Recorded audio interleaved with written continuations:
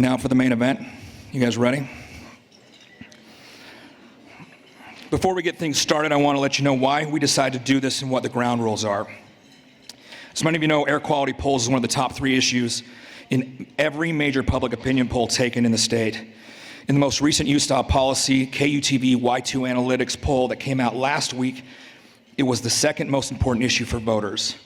When the governor announced that he would not be running for re-election, it became clear to us that whoever was the next governor needed to be able to tackle this issue on the first day in office.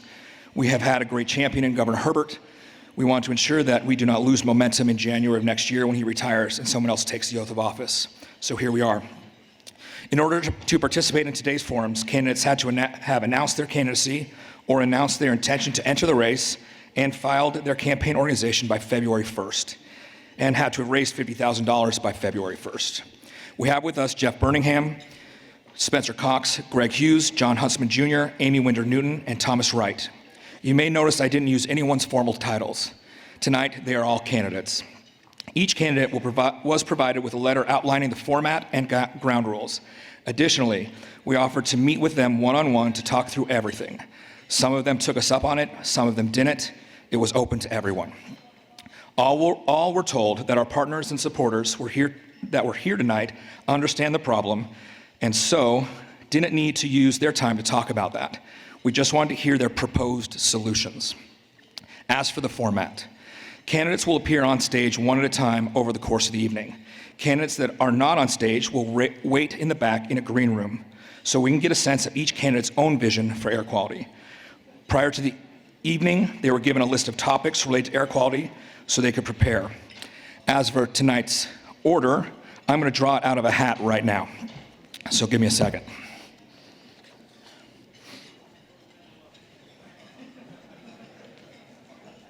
Here's the hat. Here are the names. Shake it up for good luck.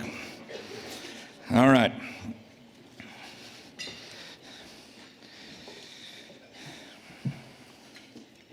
First up, John Huntsman.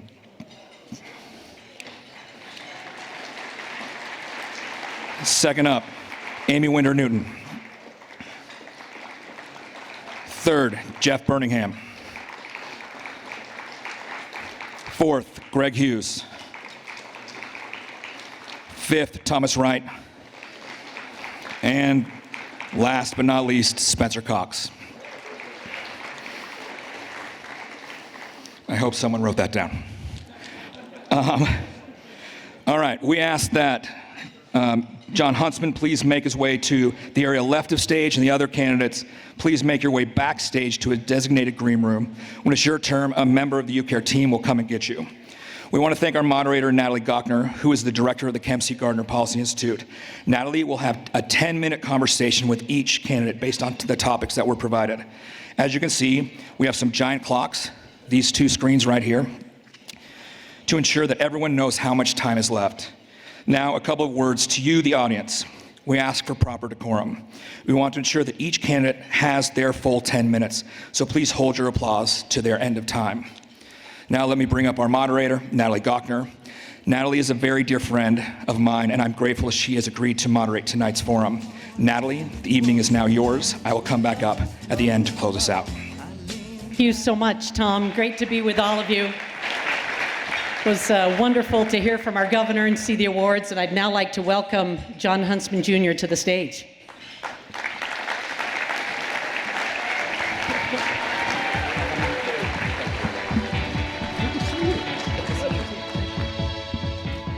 Love that music.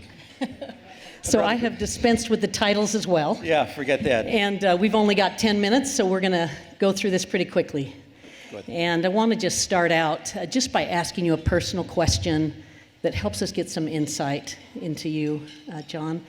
And your father was an iconic figure in our state, and he meant a lot to a lot of us in the audience. And I thought I'd just give you 1 minute to, or second, however long you want to take, to reflect upon your father and how he's influenced your public service.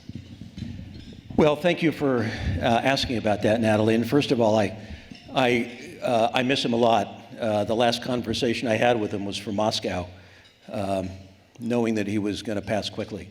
and knowing full well that there were people listening on the line, as there are when you make a call from Moscow as a U.S. ambassador. And so it was a tricky conversation. I promised him I'd get back before he passed, and I made it all the way back 10 minutes from his home, and I got a call from my brother saying that he had passed on. I miss him because I miss his irreverence. I miss his counterintuitive approach to conventional wisdom. He always went against the marketplace.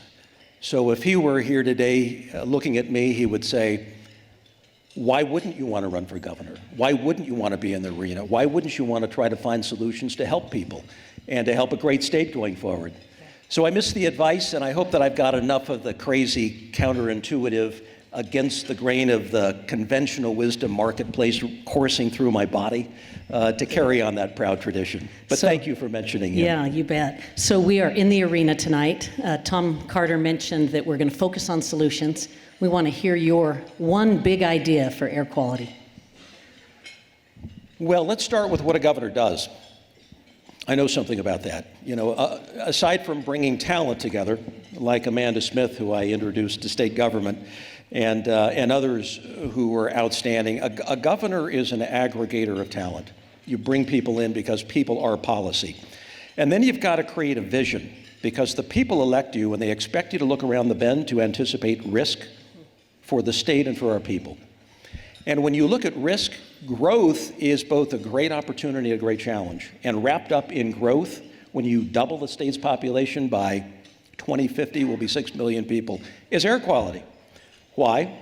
Because it impacts our quality of life, it impacts our health, and it impacts our economic vitality, because people have a choice in terms of where they live. If we don't get it right, they'll move somewhere else, and they'll take their ideas, their talent, their innovation, their energy, and we lose. So air quality is a huge deal. So for me, let's set the bar high, and let's say we want net zero emissions along the Wasatch Front by 2030. That's what we should shoot for. You heard the big idea. Net zero emissions by 2030. That's it. Because if you don't shoot high, you're not going to go anywhere. Yeah. And we did a lot of early work when we put that Blue Ribbon Climate and Environment Advisory Commission together, BRAC. That it was 2007. A lot of us were widely criticized for thinking in those terms that early on. But you look at the 200 recommendations that came out of that were distilled by you into 55 solutions and turned into 7 strategies that are now part of your brilliant paper. He's referencing the Utah roadmap for those of you that want to look it up. This is good. This Utah roadmap is great, but it can get done. A vision hitting the mark in 2030 can get done, but we've got to break it down to its component parts. John, when you talk about state leadership and the governor's role, I'd love to hear you talk about transit. We've normally thought of public transit as being more of a local special service district, a Utah Transit Authority initiative. The state has doubled down on transit in a big way, spending state funds on transit. Do you support state government being involved in funding transit in this state? I think transit will be a primary mode of transportation as you look into the future. We didn't have much transit when I was growing up, and so we didn't think in those terms. But right now, we've changed remarkably, and we probably ought to be consolidating some of our transit organizations in the state, so we have a sense of what a common journey and a common destiny should be. But when we look at rail as a possibility, and double tracking our rail capabilities from North Ogden all the way to the end of Utah County, and going so far as to upgrade those Tier 1 diesel engines when we can get Tier 5 diesel engines there. It makes little sense to have Tier 1 engines in our airshed when we're already so concerned about particulate matter. But you know, there are other things in terms of mobility for transit. So I served for many years on the board of Ford Motor Company, which interestingly enough will be coming out with an electric F-150 in about 2 years. So you talk about a game changer. When you start getting the F-150s electrified and Ford Mustangs electrified, that's a huge deal. But in terms of mobility, and this borders on transit as well, closed loop transportation options within metro areas, Ogden, Salt Lake, Provo, where you have autonomous vehicles, EV vehicles, that run on closed-loop circuitry. So I'm talking about things that maybe are new concepts to a lot of people, but so were a lot of things that we're talking about today 20 years ago. I'm here to bet that in 25 to 50 years, we're going to have closed-loop transit options with EV vehicles that are totally autonomous in our metropolitan areas. And that's going to get more people out of their cars, into different options, and probably help air quality as well. Have you thought at all about how you would pay for those types of investments? Well, here's one option. If you go to an OEM, like Ford, who are trying to test these options, chances are you can do it jointly with them. If you have the right ins, if you can make the pitch to the board of directors, which is also what a governor has to do, and if you can collaborate in a public-private kind of partnership, chances are we could be early to that kind of solution, and the cost probably would not be as high. John, you and I worked together a long time ago when you were chair of Envision Utah. It was before you were governor. I also worked with your husband. Yeah, and washing dishes. we worked on the quality growth strategy. But that's another together. story. I wanted to just talk for a minute about population density in the state. I looked up the number. We've added, believe it or not, 850,000 people to this state since you left your service as governor. Gives you a sense of the growth. We know that growing in the future is going to require us to grow in a more compact way. When we're more compact, we don't use our cars as much, we don't pollute as much, our air gets cleaner. Love to hear your strategy of how you would approach communities in the state, local leaders, about the need for higher densities in our state. Well, a lot of it, as we learned with Envision Utah, is educating. And it's coming up with a master plan. So what are the demographic trends going forward? What are the growth patterns going to look like? What do our local communities need to know in terms of the options available to them? Because growth has to be a bottom-up solution. It can never be a top-down mandated thing. So I'm really big on the idea that, first of all, a governor who leads out, a state of the state address that focuses on growth, that really looks at how we shoehorn another 3 million people into the state by 2050, given a distinct and defined corridor of growth between North Salt Lake and, say, Salem in Utah County. We don't have a lot of developable land. We got about 40,000 acres left in the Salt Lake Valley, out in the southwest corner. What people need to know about, and I think of the mayors out in the southwest corner. I was out in Riverton not long ago. They want information, they want options, they want to know what kind of solutions they can work with in terms of housing, in terms of transportation, in terms of open space to maintain our quality of life. So I think the governor needs to lead this conversation based upon information and data, not about today, not even about 10 years from now, but looking at the 25 to 50-year horizon, so we can begin to anticipate and solve a lot of the issues around growth well in advance, so they're not upon us at the last minute and we basically run out of solutions and our quality of life suffers. That's what we don't want to see. Thank you. Governor, you oppose tax reform. There's a minute left. I bring up tax reform. I'm crazy to do that. But part of tax reform had an increase on the motor fuel tax. Would have made drivers pay the full cost of their impacts on our airshed. You opposed tax reform. Wondered if you would support an increase in the motor fuel tax because of the good it would do for air quality. And then I have one more question. First of all, I oppose tax reform mostly because of the sales tax on food. Yeah. When I led tax reform last go around successfully with 100% support in the legislature, we took the sales tax almost completely off food. And I didn't like the idea that it went back up. So the people spoke. Yeah. So so the motor fuels tax, fancy way of saying a gas tax. So that increases maybe 1% per year versus construction costs for transportation increasing 7% per year.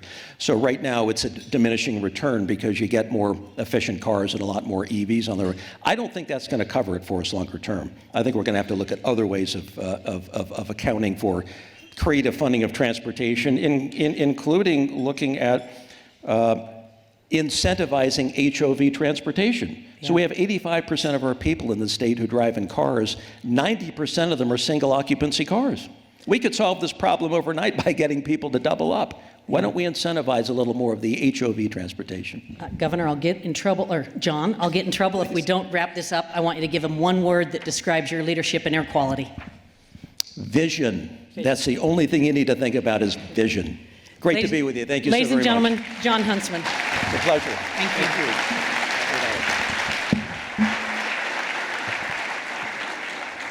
you. Let's now welcome Amy Winder Newton to the stage.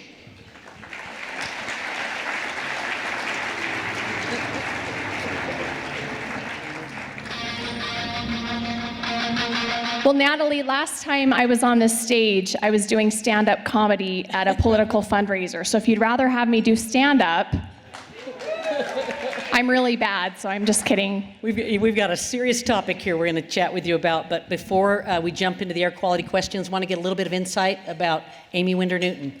And I know that your family has a long history of public service. I believe your father served on the city council in Taylorsville, is this about right? Yep. You were on the planning commission, your brother's in the legislature, you're a Salt Lake County councilwoman. Where did you get this ethic of public service? You know, for me, it all started back in '95 when we were part of unincorporated Salt Lake County. We were living in the Taylorsville area, and we were frustrated that we didn't have a voice. And so we incorporated, and I was involved in that incorporation effort, and then city government, yeah, it took off from there. So a local government expert. We want to hear your one big idea for air quality. Well, can I give you three? Three big ideas? The time is yours, okay, but perfect. We'll get more questions in. So the first thing that I think about is, you know, right now we have vehicle emissions that are causing most of our issues, but buildings are second, and in 2050 that's going to flip. So buildings are going to become more of an issue. And I wonder if there's something, you know, when you go to buy a new car, you have the sticker that shows your miles per gallon. If we used HERS ratings or something to show what a home emissions would be, so when people build a new home and they can really see what the performance is going to be for that home, I think, you know, then people can shop accordingly, and it's a good way to have some transparency on that. So there's one. The second one is more public-private partnerships. We heard from the governor the great news on Tier 3 gas. I think that's fantastic. But, you know, I wonder too, are there convenience stores and are there retail outlets that would be willing to put in charging stations, knowing that people are going to need 15 minutes to charge and maybe come in and grab a drink or a treat or something so that they can get some revenue from that. And we've got to do something to get more infrastructure there. Other ideas for public-private partnerships, just getting more of our employers to issue transit passes to their employees. Yeah. So there's things like that I think we can look at. Very good. Amy, we are sitting here on the west side of Salt Lake City. This is an area that has some socioeconomic disadvantages. The data shows that air quality has a greater impact on neighborhoods in socioeconomically disadvantaged areas. Wondering what you would do to address that. You know, one of the frustrations that we have is transit isn't cheap or fast right now for most people. And so, you know, when we look at, I'm involved in intergenerational poverty issues in Salt Lake County. And when we look at people who are struggling to get to their jobs or maybe dropping a child off at daycare beforehand, we've got to have some more convenience there. And so, you know, I love what UTA is doing with piloting a program similar to Uber or Lyft, where you can use an app to arrange for a ride. And I think maybe there's some opportunities there. But, you know, we've got to strengthen the spine of front runner. We've got to do more for that so that we have a way for people to get to their employment in a good amount of time. And hopefully we can look at costs down the road too as we get that infrastructure in place. Great. You and I have had a lot of conversations about growth in this state. I know that you've made growth a centerpiece of your campaign. I wondered if you could reflect for a minute on whether growth is good for air quality or bad for air quality. It depends. It depends, I think, obviously growth is going to make it more difficult to have clean air, and I think we've got to handle it in a good way. You know, I just had an experience last night, actually, in our county council meeting as we've talked about developments. We've got to make sure that as we're looking at growth issues, housing affordability, that we're putting density closer to freeways and transit. It's going to be terrible for our air quality if we have super dense neighborhoods in the outskirts of our communities. And so being able to make sure that we plan well is so important. One of the things that I want to do if I'm elected is bring the planning component back to the governor's office. Under Levitt's administration, it was the Office of Planning and Budget, and we need to have a strong planning component so that as we're looking at our statewide issues with growth, we've got a place where we can set good policy and then also help our local governments. I mean, I'm one who believes in city and county government involvement and the things that they bring to the table there, and whether it's zoning or whatever the issue is, we've got to be able to have some good principles and some great things that we can do to help our local governments. How are you different than the other candidates, do you think, on the growth, environmental stewardship issues? Well, first of all, I am the candidate in the race who has the most local government experience. I've spent 25 years in city and county government, and our next governor, I believe, needs to have that kind of local government experience. That's what is going to help us with our growth issues. And as we plan in advance, is somebody who understands the needs of cities and counties, who understands how they think, and who can work with them so that we can make sure that we're planning in a responsible way. I want to ask you a health question. It's the most important part of air quality. You have heard the saying, "We are what we breathe." I want you to envision a mother talking to you, a constituent who has a child with asthma, who suffers during bad air days.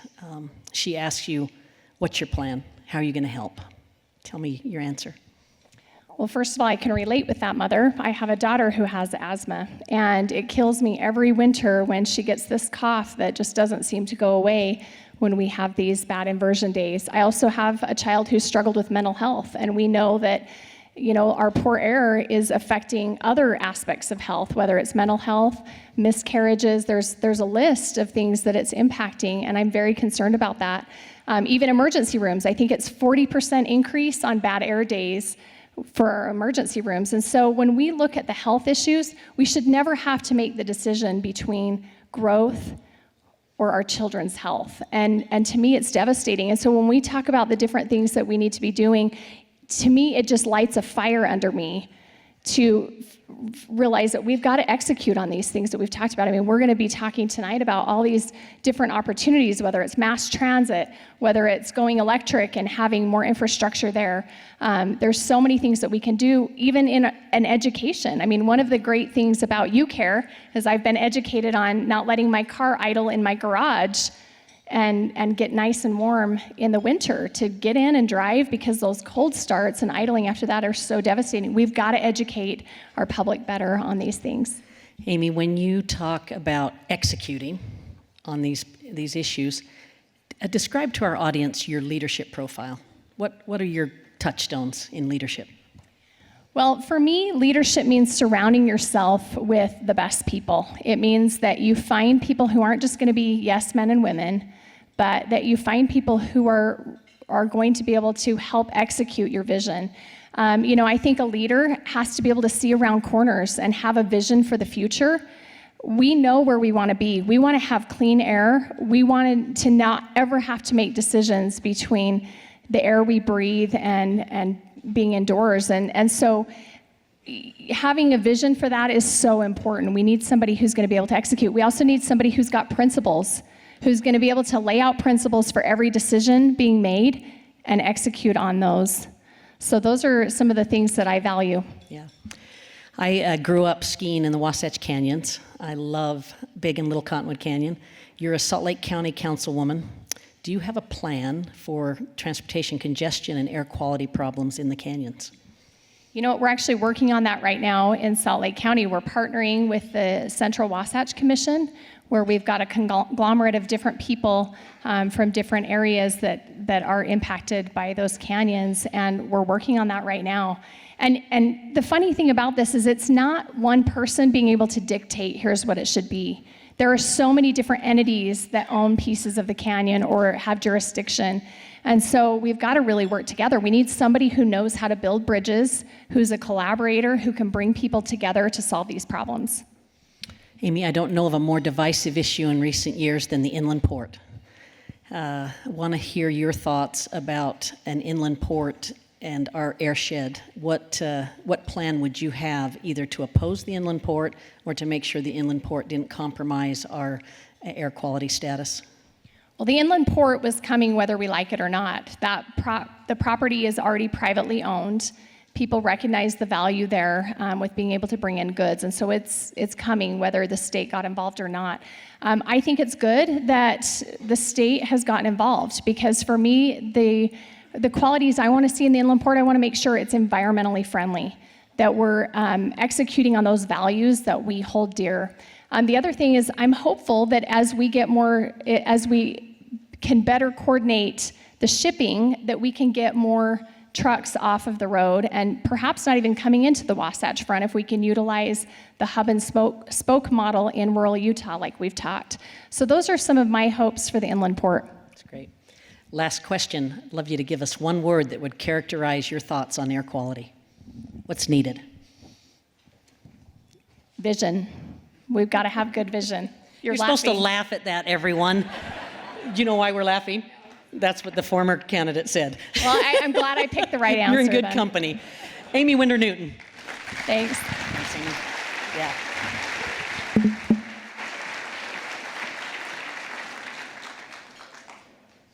All right, please welcome Mr. Jeff Birmingham to the stage.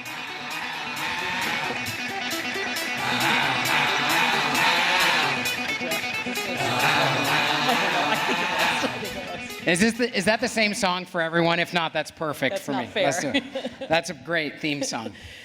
Jeff, welcome to the stage. Good to be Excited with to you, have Natalie. a 10-minute conversation with you. All Make right. it go as quick as we can. Yes. Just want to ask you right at the top, just to get some personal insight into you. I was at the state capitol when you announced your candidacy. Met your wife, met your family. I'd love you to just quickly introduce, you don't have to have them stand up, but yourself and your family, anything personal to the audience, very quickly. Yeah, I'm the father of 4, all children, publicly educated, ages 18 to 9 years old. My wife, Sally, is here tonight. Sally, somewhere over here. She's a 2nd grade school teacher, and I'm an entrepreneur. I've helped create thousands of jobs here in Utah. Economic development is not theoretical to me. It is what I have devoted my life and career to. I've started several businesses in 3 main sectors: real estate, finance, and technology. So I'm a political outsider. I've been politically active during my career, helped raise quite a bit of money for Republican candidates, and been a precinct chair, state and county delegate, but I have never run for political office. And isn't that a breath of fresh air? To have you on the stage. Yes. We want to hear your one big idea for air quality. Here's my big idea, and I think the other candidates are behind stage, so I can say something nice about them, right? Can you wander with me a little bit? Okay. I'm really, because it leads to the big idea. I admire the 5 people that I'm running against. John Huntsman not only has served our state, but he served our country, and his children are serving. It's obvious that was critical in their home. Amy Winder-Newton comes from a great foundational family here in Utah, and she's continuing that legacy. Greg Hughes, how many of us really know Greg Hughes? We know of his reputation, but I've found him to be a very nice guy. I've heard a story, a very, very nice guy, pretty nice guy, and he's gonna stay that way. Make sure he stays that way. Let's see, who else do we have? Thomas Wright. Here's something I notice about Thomas. He will gather people from the outside of the room and bring them in. And then lastly, help me, Spencer Cox. Spencer is, I've heard of a story of him helping a local youth in Sound Peak County when he was really struggling. Here's my point. The big idea is it's about people. There's really, the candidates for governor are a representation of the state of Utah. We have great people across the state of Utah. It's about the people of Utah. We can't, unless we take away these beautiful mountains, which we don't want to do and can't do, we cannot regulate ourselves all the way to clean air. So it's about the people. I'm an entrepreneur. I've helped create thousands of jobs in Utah, most recently helping fund a lot of the companies along Silicon Slopes. So here's my big idea from my background. I would challenge every tech CEO to see how many miles they can reduce from their company every year. Whoever wins gets a prize from Tom Carter. So challenge them to cut down on transportation. Because obviously transportation leads to poor air quality. Technology allows you to work from home. That is a big idea that I would do as a governor. Okay, thank you. We've got 6.5 minutes left. I do want you to take 1 second and mention something about Jan Garbett, who's also joined the race, didn't qualify to be here. I don't know if you've met Jan, but... Yes. Well, here's what I love about Jan, and I do not know her well. She's an entrepreneur. Great. She started a company with her husband, Okay. building homes, energy-efficient homes. People. I bet if she were standing here, she'd say the most energy-efficient homes in the state. Yeah, great. Okay, I've been watching your campaign actively. I noticed you're telling, you're saying I'm a conservative. Limited government is a big part of being a conservative. A lot of the things we think of as helping with reducing air emissions are bigger government. We have to invest in air quality monitoring. We have to invest in transit. We might have to have the heavy hand of regulation. So I wanted to just ask you to kind of square up your thoughts about limited government versus the way we get on top of some of the air quality challenges we have. Yeah, it's a great question. It goes to my point of who I am. I think it's about the people of Utah. If we unleash our entrepreneurs and continue to encourage them to innovate, they will. I think that the answers to our air quality questions come from private innovation. It doesn't come from government.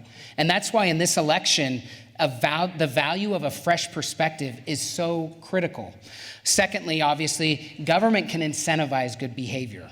We have HOV lanes, for example, and other things. There are things that we can do to incentivize good behavior, but really, in my opinion, it is about innovation in the private sector. Let's continue to unlock that. Let's empower our entrepreneurs to do that. I think that would be a critical component to what I would bring as a governor. Thank you. Economic growth and emissions can be related. Yeah. And you talk in your campaign about artificial growth versus organic growth. Mm-hmm. I'd love you to make the air quality connection to those two if you'd like. Absolutely. And this is really why I'm running for governor. It became apparent to me a couple of years ago that the game plan, the playbook that we've been using for Utah for the last decade or more is not the playbook to keep us on top any longer. And we see this in our crowded classrooms. We see this as our commutes grow. We see this in our air. We are the youngest state in the country, as you well know. We are growing because of our entrepreneurs. Our entrepreneurs have created the most diverse and exciting economy in the country. Our children and grandchildren are staying here in larger and larger numbers. So that's good. Here's a bad plan that we've been using. Artificially incentivizing growth along the Wasatch Front is a bad plan. Tax incentivizing growth along the Wasatch Front is not a play that we should go to any longer. It exacerbates the issues we already have that I spoke about, including air quality. So let's stop tax incentivizing growth to the Wasatch Front when we're already growing at a great pace. Look, there are not 1,000 government programs that could create the economy the entrepreneurs of this state have. They will continue to innovate. I think this is just the beginning for economic development in our state. I want to ask you about the motor fuel tax. So we have sales tax earmarks that help fund our roads. It's about $620 million a year. Yeah. A user fee would be to have a gas tax. If there's a gas tax, people will drive less, we'll have less maintenance costs, and we'll have less emissions. Would you support a gas tax increase as governor? Well, let me say two things to that. Number one, the gas tax is slowly dying or going away. Electric vehicles, we own one at our home. They are going to be ubiquitous before we know it. So instead of just raising the gas tax continually, stacking, that's a short-term fix. That's not a long-term solution to the problem. May I change it to a VMT tax then, a vehicle mile travel tax that would still monitor usage? And that was my second point. So the point is, it's always good tax policy to try to tie tax as close to usage as possible. So there may be a good way that we can do that. I haven't formulated a good plan exactly, but as much as we can tie usage to tax, I support that. That makes tax simple, it makes it transparent, and it makes it understandable. By the way, I don't think the tax reform bill was any of those. Okay, very good. We add about 50,000 people a year to Utah. It's a city the size of Murray. I'm just curious, as you think about that, what would you do in the quality growth arena to help with our air quality challenges? Yeah, Sally and I have an electric vehicle. We walk to church when weather permits. I walked this last Sunday. We've been known to double up on a Lime scooter, haven't we, Sally? Both of us on one Lime. You may see us. So my point is... Not on sidewalks and with helmets, right? We don't wear helmets and we're not on sidewalks, but we are together. But here's my point of saying that. Those are three little things, very little things that my family does. But we need to tie outcomes to behavior. We need to change the culture in Utah and help people understand that they can be part of solving this problem. The people of Utah rise to the challenge when they're faced with a challenge, when they understand it. When they have a clarion call from a governor, they will rise to the challenge, I have no doubt. So we need to continue to talk about this, and we need to continue to elevate small behavioral changes that will make a lasting difference if we can get scale with those. So I would plan to do that and champion that as a governor. The 50,000 people that are coming in, they won't know that unless they hear that from the governor and unless the governor is leading by example. Thank you. We have one more question for you. We want you to give us one word that would describe your air quality leadership. Got 15 seconds. You can do a little prelude and then the one word. Yeah, I would say big vision. Vision. Stand up and I'll tell you why we're laughing. Big vision. That's what I'm saying. So you're the only one that did two words. Sorry. But the other ones both did vision. Yeah. I'm an entrepreneur. It's hard for me to keep the rules sometimes, so 2 words. Mr. Jeff Birmingham. Thank you for having me. Good to see you, Natalie. Yeah.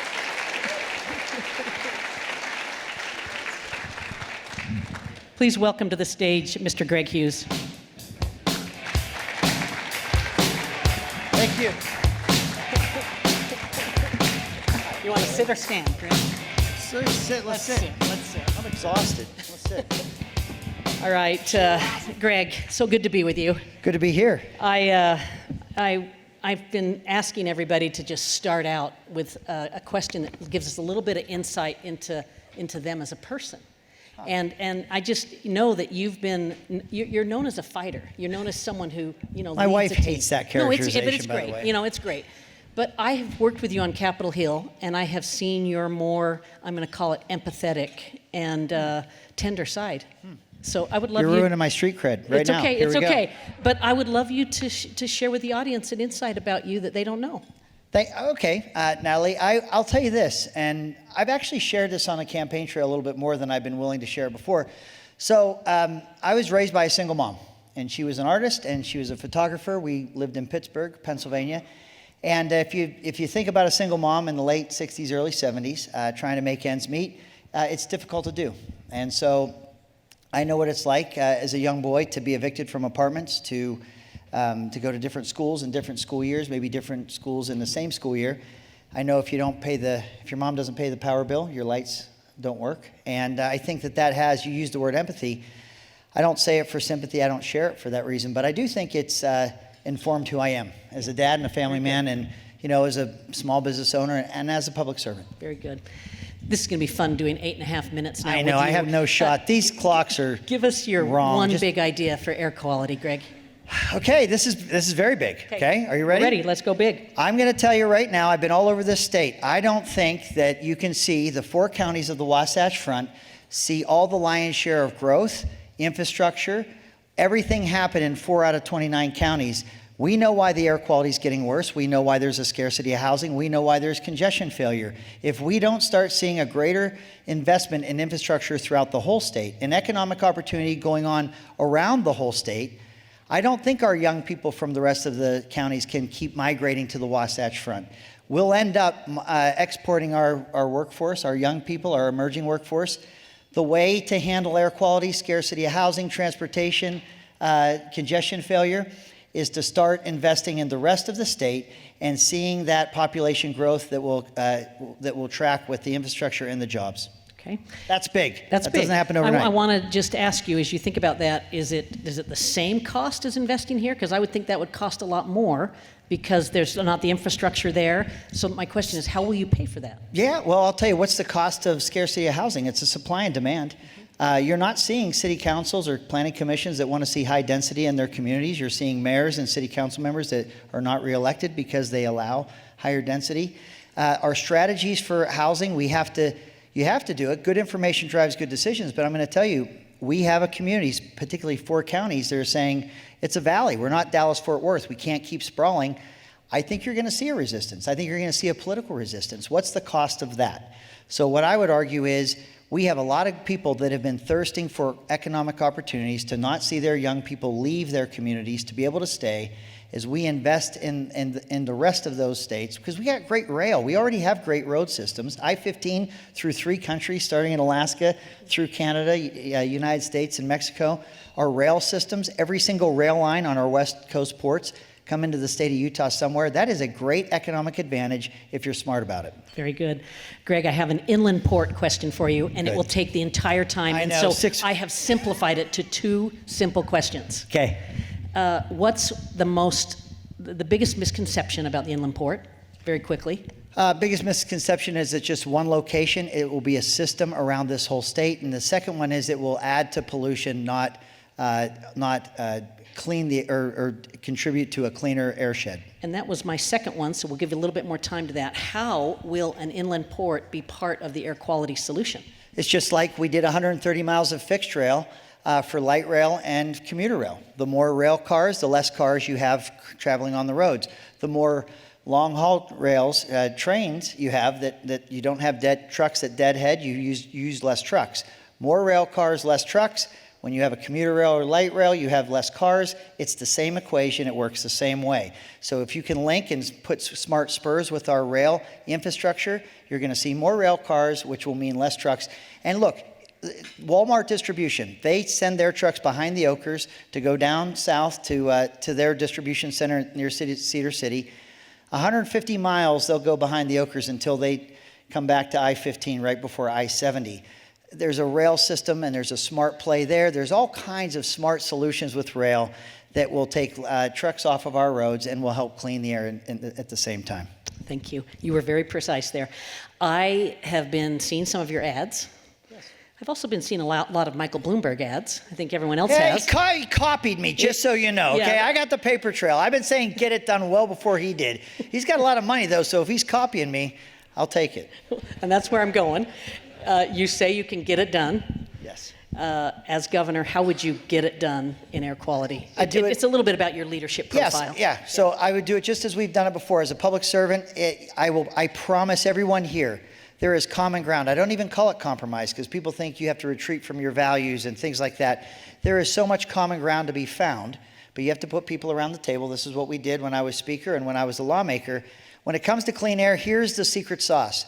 If people are left feeling that it is good stewardship of the environment or my livelihood or my ability to support my family, if we pit the economy and people's ability to provide against the economy, I think the environment loses in that kind of relationship.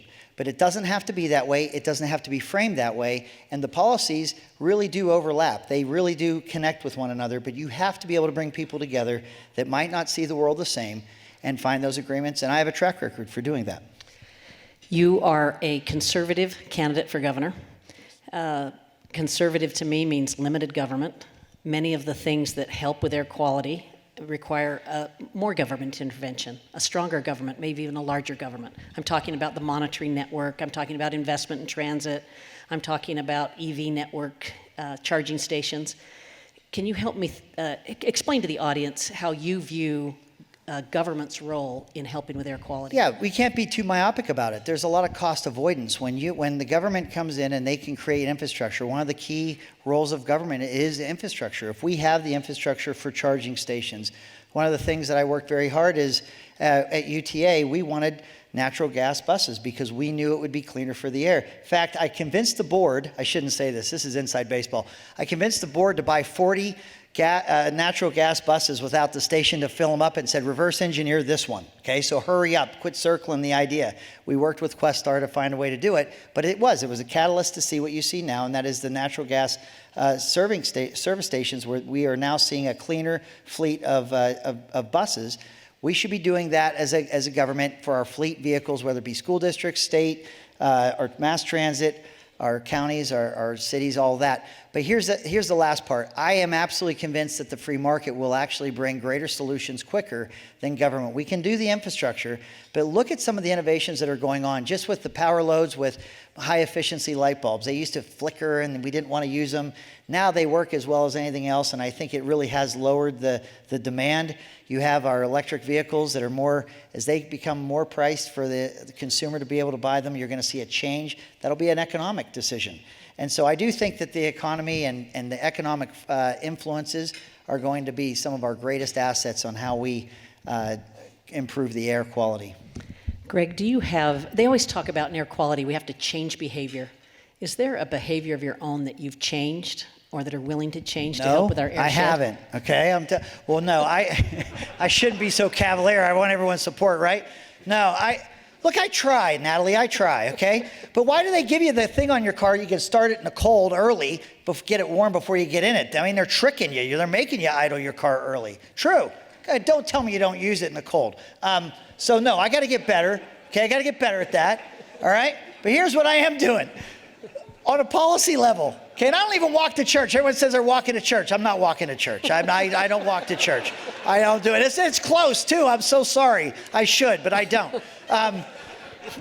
This is just us talking, right? Yeah, just you us. got it. Just There's us. nobody out there. No one else is hearing me. Okay. But look, I will just promise you this. We have 44 million trips on transit right now, and I worked hard on this, so I feel a little ownership here. Those trips, we have the highest, they call them choice riders. More people that have automobiles use mass transit in Utah than any other transit system in America, okay? If you love your car and you want to drive anywhere you want to go and you want to get there fast, you love mass transit because so many people are opting to use light rail, commuter rail, BRT, you name it. And we are all invested in that system because the more people that choose to use that, the more commerce can occur on our roads and everything else. We're all in on that one. So what are you asking me that I personally do? I advocate for and am enthusiastic about mass transit. And I hope all of you use it. Very good, Greg. We have one last question for you. We want to hear the one word that describes your air quality leadership. I will convene and we will collaborate. It's not one word. Oh, Okay. okay, collaborate. How about Okay, that? very good. Mr. Greg Hughes. One word. I said one word. You're great. Thank you. They trapped me in that room for how long? They won't even let me listen to other people's answers. I've been trapped in there for, I can't tell you. That's why I'm a little salty. Just don't take that microphone. Okay, I'll leave it. The whole time. Let's welcome to the stage Mr. Thomas Wright.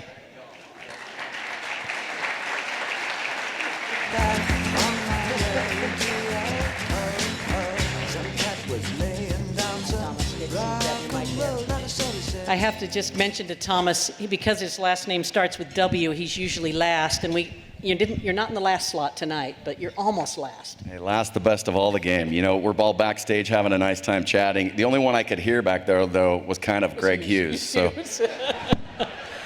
full disclosure, I couldn't hear what he was saying, but I knew it was Greg. Thomas, we've been starting out with just a personal question that gives some insight into you as a person.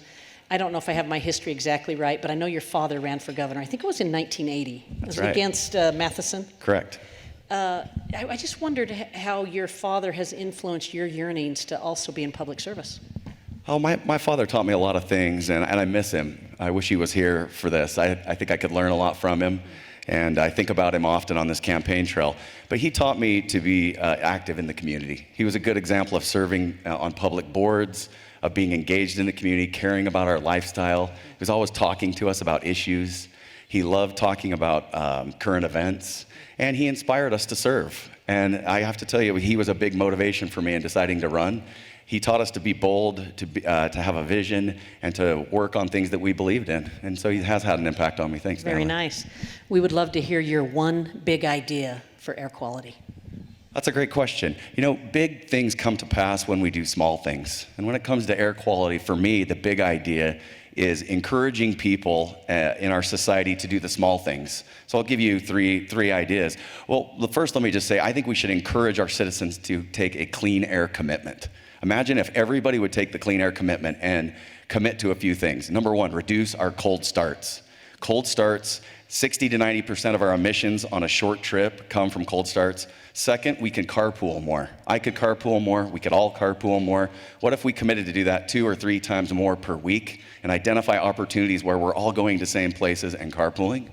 And then trip chaining. Trip chaining is a fantastic way to reduce the cold starts and reduce your emissions. So I would say my big idea are 3 small things, and we commit all the citizens by using the bully pulpit of the governorship to encourage people to do 3 small things that will dramatically change our air quality. Yeah, great, thank you. First time you caught my eye, Thomas, I work in public policy. I get to see a lot of people that are active in the public space. You were chair of the Utah Republican Party at a very divisive convention. No. And I watched your leadership as you brought together and led through kind of a complex situation. So after seeing that, it made me think in air quality, one of the issues that becomes really interesting is how state government works with local government, because local government has land use control, and the state, needs more housing, needs more affordable housing, and in a lot of times needs more density, because it helps actually with air quality if people don't have to drive so far. How would you interact with local government and private residents that don't want higher densities in their lives? Well, we don't like in Utah when the federal government comes in and tells us what to do, and cities and counties don't like when the state government comes in and tells them what to do. So what we have to do is we have to respect local municipalities, allow them to determine locally what their land use ordinances will be, what their zoning will be. But we as a leader in the state can say, here are some ideas for creating more affordable housing. Last year, Senator Anderegg ran a bill, Senate Bill 34, that had 25 recommendations for local cities and municipalities to increase the amount of affordable housing. And I talked to a local mayor just the other day, and I said, what did you think of Senate Bill 34? And he said, at first I thought, the state government is just kind of trying to tell us and encourage us to do affordable housing. I didn't really know what to think of it. He said, but when I read the list, I realized we're already doing 3 or 4 of those things, but there was another 3 or 4 of those things that I didn't know about, and it caused me to ask about them and ask other municipalities what they were doing. So that's the way that I would govern, is I would have a vision and a leadership style that would encourage local municipalities to make good decisions on affordable housing without having the heavy hand of government requiring that to happen. Thomas, I worked in the George W. Bush administration at the Environmental Protection Agency. I'm wondering if you're a conservative with a lot of bona fides there. Are there any air quality regulations that you're uncomfortable with, that you don't agree with? None that come to mind, because in Utah, we have an air quality problem. And what we need to do is focus on what we can do as individual citizens in a really effective way to reduce our carbon footprint and our emissions. And if we do that, the federal government won't have to make the regulations that make us uncomfortable, and we won't have to battle them on that, because we'll be acting responsibly as citizens, and we won't need government telling us what to do. So I like the direction the state's headed. I think we've made some fantastic progress on air quality, but it's just the beginning. We've got to do more, because we have a great quality of life in Utah, and we know how to preserve it better than anyone else, and we don't need the federal government doing that. But they do have a role, and we should abide by whatever regulations make sense, and we should fight the ones that don't. Yeah. What do you know about the health impacts of air quality on people? Yeah, we're spending a lot of money on the health impacts. I was reading a study just a few days ago about the number of cases of pneumonia that increase when our air quality is bad. We have people that suffer from asthma. There's tremendous health impacts related to our air quality. And not just the respiratory illnesses, but there's also depression and mental health challenges associated with that. And in Utah, we have one of the highest suicide rates. Our children are killing themselves at the most rapid rate in the country. And so all of these things weave together. I think that's been the most exciting part of running for governor, is looking at the issues now and how they meld together. They're not in silos. You know, the mental health issue relates to our air quality, relates to our quality of life. And we need to look at those issues as intertwined and come up with solutions that make sense. Yeah, thank you. I was looking at an issue in our state the other day, and someone was asking for a research report, and I was looking at all this data, and I realized very quickly that this wasn't a research issue, this was a leadership issue. So with that as an introduction, can you give us insight into your leadership values, the profile of leadership that you carry? You have a company that you've founded, and you've been a business leader. What are your touchstones in leadership? It's a great question. I believe leadership is the most important thing in this race because we are going to elect a new governor. The governor is going to need to collaborate and listen and bring the best and brightest minds in the state of Utah together to create the vision for tomorrow and solve the problems that are right at our doorstep. So I have a roadmap that I use in my leadership style, and people in my company and my organization know it. And that is, number one, you have to have a vision. 2, you have to develop a strategy to execute the vision, because vision is not enough. A lot of people have a vision for what they want in life, in their business, or in government, but if you don't develop a strategy to accomplish the vision, then you won't create the third part, and that's the result. And government, unfortunately, a lot of times focuses on the process and not on the outcomes. And in the business world, we focus on outcomes and results. And so that's the perspective that I want to bring and the leadership style that I want to bring to state government. And as governor, we'll have the vision, the strategy, and we'll create the result. This question's a little bit loaded because there's people in the audience that are stewards of what I'm going to ask you, but do you think we have that vision and that strategy in our state right now? We've been led well. Utah is doing well. We should build on the successes of the past while acknowledging that we have some challenges, that our success has created challenges, and there are things that we can do better. And our leaders would admit to that, and they would say, sure, there's many things we can improve on. That's what made them effective leaders. So we need to look at where we are now, have a vision for tomorrow, create strategies for how to accomplish that mission and vision, and then get to work and continue to do what our leaders of the past have done. That is, be great leaders for the state of Utah by listening, collaborating, and bringing everyone along so that everyone feels like they have a stake in Utah. Yeah. Do you think the inland port will be good for air quality or bad? It's a great question. In the northwest part of this county, we have a huge undeveloped piece of land, and there's a lot of demand for that land. It's at the intersection of I-80 and I-15, has major national railways coming into it. We're going to have the newest international airport in the United States, and it's a highly prized target for industrial development, warehouse development, and manufacturing. So the inland port can be a way to reduce some of the carbon footprint caused by that by having a big strategic plan instead of having it all be developed piecemeal.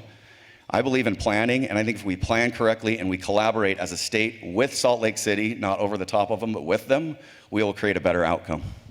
Do you have a personal behavior that you've either changed or are willing to change to help our airshed? Yeah, I walk more. I do try to walk more. I like to walk. I think it's a healthy way to live. I'm inspired by Europeans who walk everywhere they go.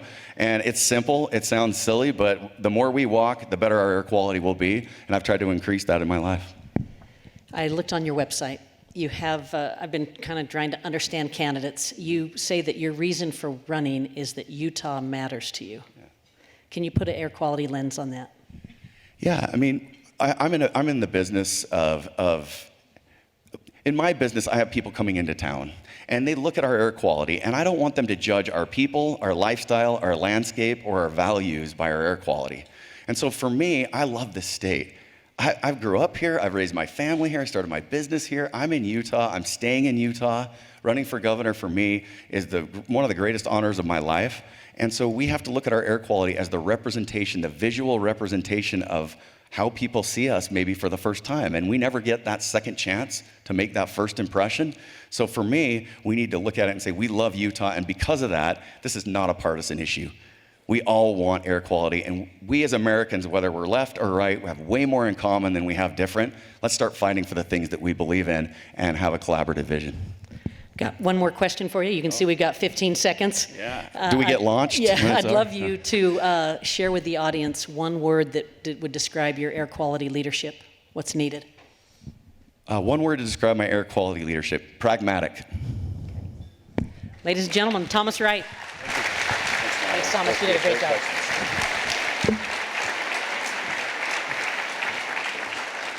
Okay, if I have my order right, we've got one more candidate, and it's Spencer Cox. Please welcome Spencer Cox to the stage.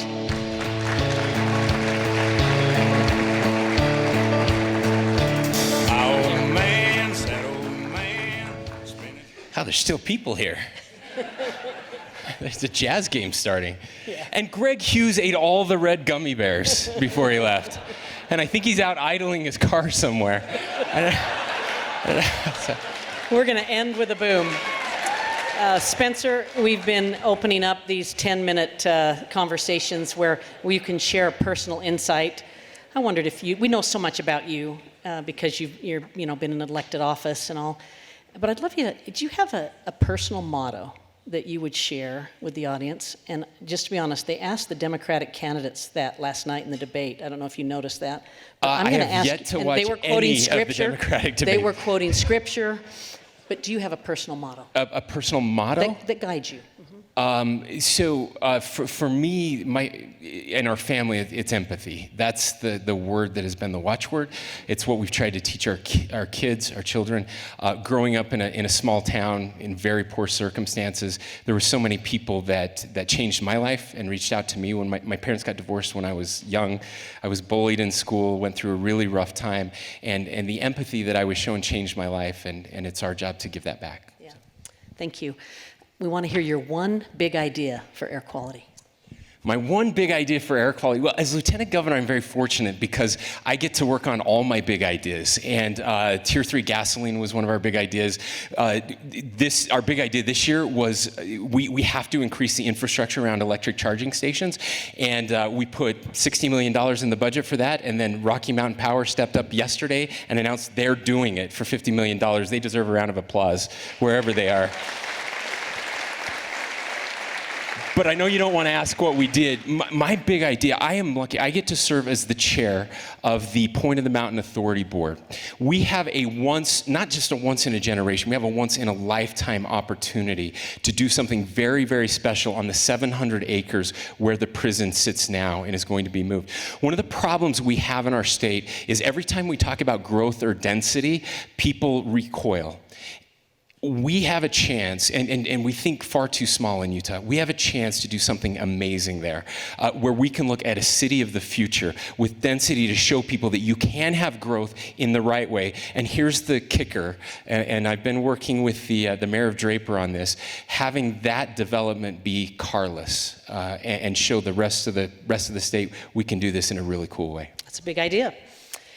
Spencer, you you have a lot of rural bona fides. You live in rural Utah. That was my mom clapping back there. I don't know. Air quality is primarily an urban problem, although not exclusively. But I'm wondering what you would share with us. We have on Capitol Hill the Cowboy Caucus, the Rural Caucus, the Yellow Cake Caucus. How would you work with them to make more progress in urban Utah on air quality? How would I work with rural Utah to make more progress in urban Utah? Because, you may need their votes or... Sure. Yeah. Well, look, one of the things that they appreciate in rural Utah is that they're not urban Utah, and I feel very lucky to live in an airshed where we don't have those same problems. But they understand that they can't get anything done without the help of urban Utah. There just aren't enough of us, and we're about to redistrict the state, and rural Utah will lose additional voices in the legislature. We'll lose representation because the Wasatch Front is growing so much faster. And so we have to work together on those issues that matter. I had a legislator several years ago, for his own safety, I won't say his name. He said, why should I care, an urban legislator say, why should I care about rural Utah? And I said, well, I can't think of any reason unless you care about your energy, your water, your food, or your recreation. And those are the things that we share in common. And so I think that's where the opportunities come to say, hey, look, we have to clean up the Wasatch Front because that's the center of commerce in our state. And the rest of Utah benefits because of the things that are happening tonight, the things that are happening right here in Salt Lake City. And we need the support of urban Utah and vice versa. Thank you. I spent a little time on your website last night, just trying to prepare Thank you. for this debate. It's votecox.com if she forgot to tell you. And I realize you can't put everything on your website, but you highlight 12 issues on your website, including the Second Amendment, defending the Constitution, and a rural focus. I did not see an emphasis on air quality. Well, that's because we're going to release a big thing on air quality at some point. This is your chance. So, yes. Because my question is just, is it really a priority, and are you willing to get it on your website? So you can tell them here. Oh, and the answer is absolutely yes. This is something we've been working on and that we're planning on. Look, when we talk about this next election, right, I believe that there are two things that are critical. The first is education, and we're not here to talk about that, but that is the most. Look, we can get all of these other things right, and if we screw up education, it won't matter. Conversely, we can not get any of this right, and if we get education right, we'll be just fine. I truly believe that. But the second piece of that are the growth issues that are impacting people. And of course, air quality is preeminent amongst those. And the thing I'm so excited about right now is that this is no longer a partisan issue, right? This is a health issue, it's a Utah issue, it's an us issue. We have a bipartisan clean air caucus in the legislature, which is doing amazing work. We have a Democratic legislator who, without any government money, put out a website on Tier 3 gasoline. I don't know if Representative Harrison is here, but that's the kind of innovation that's happening. And yes, she deserves a round of applause for that. This is one of the defining issues of the next 10 years in our state. Do we get this right, and who is the person that can do that? Thank you. You have made a big deal about education, appropriately so. Do you see a connection between air quality and education? Well, I certainly do. First of all, what's interesting, and look, I know the governor, I'm sure, told everyone how great we're doing, and we are. In the last just 8 years, we've dropped from 410 tons per day emissions on the Wasatch Front to 285 tons. That's a 30% decrease in those emissions.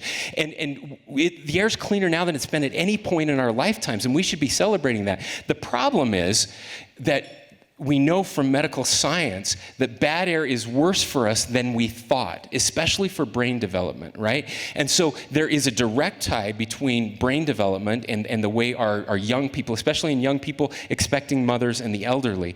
And we have to solve that health issue so that brain development can continue in a positive way. And so there is a direct connection there. And not just that, but if kids can't go outside and play, they do worse in school. We just know that.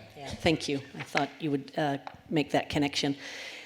Spencer, you live a long ways from the state capitol. I believe it's a 200-mile round-trip commute. Am I getting it about right? Correct. 98 miles from my front door to the capitol.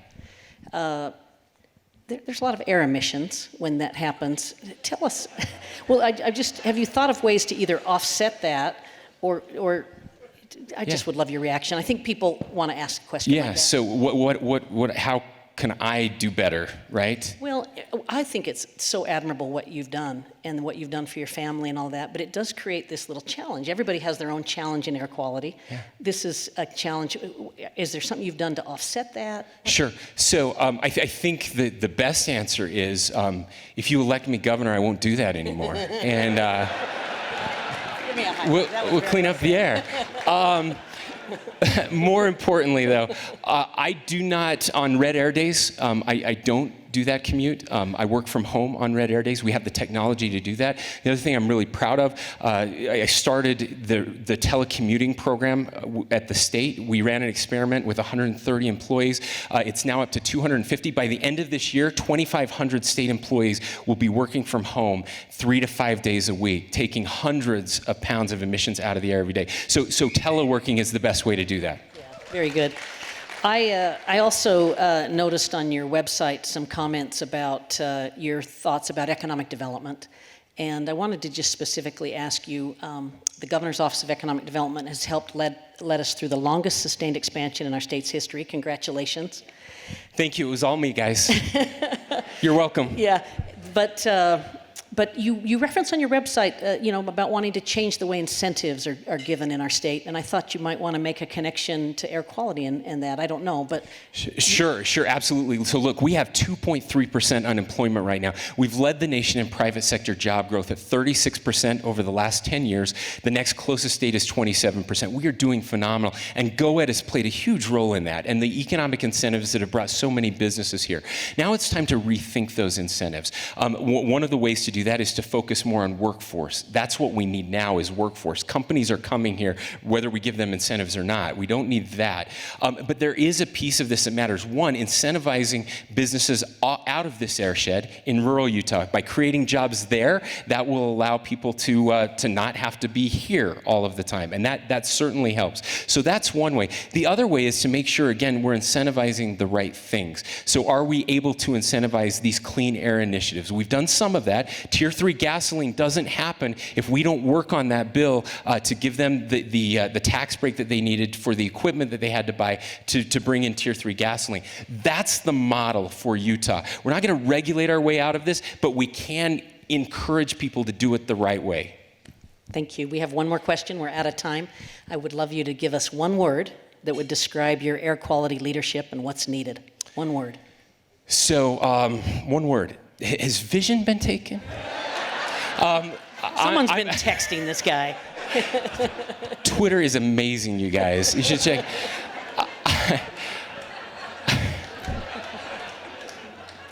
Solutions. Solutions. Thank you.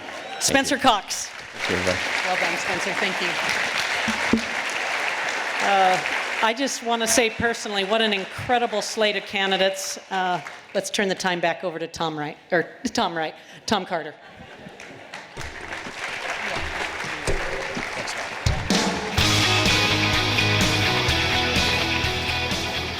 That's our show. Just a couple of housekeeping items for everybody. When you came in today, on your chair, there was a winter cap. One of the things that we hear often when we're out talking to people about idling, Greg, is that it's too cold, so I can't turn off my car. We like to say there are no perfect answers, but there are practical solutions. One of those practical solutions is, I don't know, buy a coat and a hat or a blanket. So take your idle-free hat home with you tonight, keep it in your car, and be idle-free. We like to say that decisions are made by those who show up, and one of the ways that we show up is by voting. We've seen a lot of interesting ideas from 6 fantastic candidates tonight. There are other candidates in this race. We want you all to please take your time, study the candidates, study the issues, and then show up and vote. Thank you for your commitment to air quality. Thank you for your partnership. Thank you for your friendship. Travel home safely. We'll see you next year.